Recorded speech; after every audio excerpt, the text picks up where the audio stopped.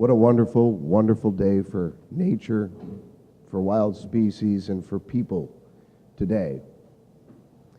Today is a monumental achievement, and it's so nice to be able to share it with so many familiar faces. People who've worked very, very hard over the years in their local communities to help identify and promote, and ultimately to help protect and soon to help steward these wonderful lands on that map and across our beautiful province that will be protected for our generation as a gift to the generations to come. Generations of people, of families, and families who are of the non-human variety. Those families that will be able to perpetuate their families in generations to come of wildlife, wild species, and wild plants. It is a generational responsibility of ours to the next and the ones that follow that to do this work. And I want to thank and commend all of those who have helped to do that, and we see the results today. Thank you.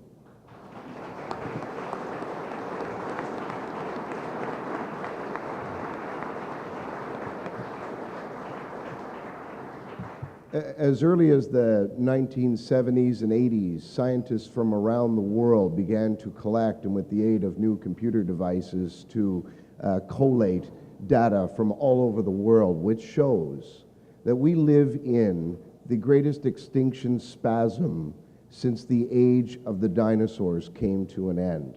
It's a shocking reality that we are losing species at a rate of about one a day in the last number of years, since man essentially industrialized his world and commandeered most of all of the other species of the world's primary habitats.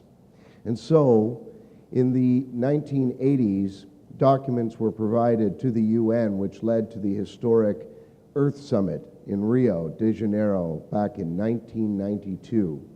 And it said, in essence, that we must do something to halt that decline. And so, over 100 nations from around the world, including Canada, who is a leading advocate, signed the Convention on Biological Diversity, which committed nations to do a number of things to halt the slide in wildlife decline and biodiversity decline. And in particular, they committed to protect at least 12% of their lands and waters for biodiversity conservation. That goal was updated recently in Nagoya, Japan in 2010, in October of 2010, to 17%. And some people will ask, do we really need to do this? The answer is a resounding yes, we do. Species extinction and loss is not something that's just happening in some far distant third world nations. It's happening here as well. Just this month, the province added 17 new species to the list of endangered and threatened species. They join others that were already on the list for a total of 60. Things like the Canadian lynx, things like Bicknell's thrush, and the Canadian warbler, and many other birds and animals, the mainland moose. The list is growing longer. And so it is important to do this here at home, here in Nova Scotia, to provide those spaces for species. And that's really what it's all about. It is unlikely that future generations will look back on ours and say, oh, they protected too much. 100 years from now, if there is going to be moose in Nova Scotia, if there will be black bears or bobcats or brook trout that maybe a child and his parent might angle, it will be most likely in these special places that our generation has saved and is saving for those future generations. For many years, many of us have spoken for those that cannot speak for themselves, for the wildlife, for the wild plants and animals and creatures that we share Spaceship Earth with. And today we speak for them once again. But our message today is a positive one. our message today is thank you. Thank you to the government. Thank you to the ministers.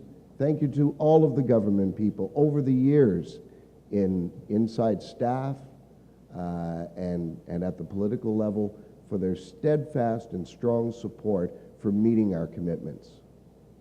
We will be at 13% with these lands, and there's plans to go beyond that over the years with conditional lands that have certain mineral or oil and gas exploration licenses and leases that will eventually run out and be brought into the system. We will also continue that work through the private land conservation organizations who have been our stalwart partners in this larger endeavor for so long. The Nature Conservancy of Canada and, of course, our wonderful homegrown Nova Scotia Nature Trust. It's nice to see Bonnie here from the Nature Trust, and they're doing great work and continue to do so. So the job, as Minister Parker said, is not done. It continues. But today we take a major leap forward, and we are now leaders in the country. With the 13% today and the ones to come, we will be just nipping at the heels of the national leader, which is British Columbia, who admittedly have more land to choose from. But by percentage, we will be just underneath them. They're a little over 14% and well ahead of our maritime neighbors, New Brunswick at 3 and Prince Edward Island at 2.5. And I think this is a really proud achievement that we all can mark and to share. I would like to thank the Mi'kmaq, the leadership and the elders who have also strongly supported and promoted and helped identify areas for protection. Everybody should feel very good what they've done. I hope that we can continue this journey for years to come.